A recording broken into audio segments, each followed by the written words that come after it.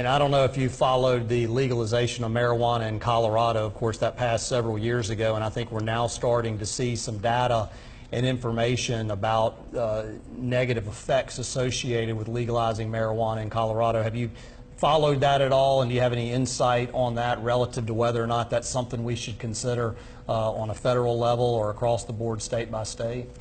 I wouldn't support it for Alabama. I think if they were to do what they've done is decriminalize, we don't want people going to jail for long sentences for smoking weed. We'd rather have jails for like murderers and rapists, and so that's just a resource question. As far as Colorado, there has been more increase as far as DUIs and some other things. They have had some increase in tax revenue, and they've got a lot of young professionals. But part of that is because Colorado's a beautiful state. You got mountains, all this other stuff.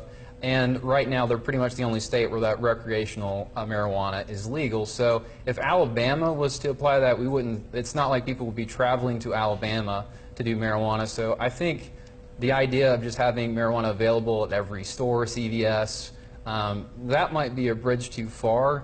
But again, 55% of the nation disagrees with me. 55% of the nation believes that it should be legalized. And if you look at the way that polling statistics work out, once you start getting 60, 65, usually in 5-10 years, something that was illegal is legal. So I would say we're going in that direction, but again, I think that should be a state-by-state issue. The federal government should not be involved in that. And one of the things that you mentioned earlier in the show that made me think about this is that the THC levels are different today than perhaps they were 15, 20 years ago. And one thing that Colorado has experienced is a fairly significant increase in the number of emergency room visits for individuals that are either smoking the marijuana in Colorado, or now they've got all these edibles and things that you can go and buy. And so they have had a pretty big uptick in the healthcare cost associated with overdose associated with marijuana usage.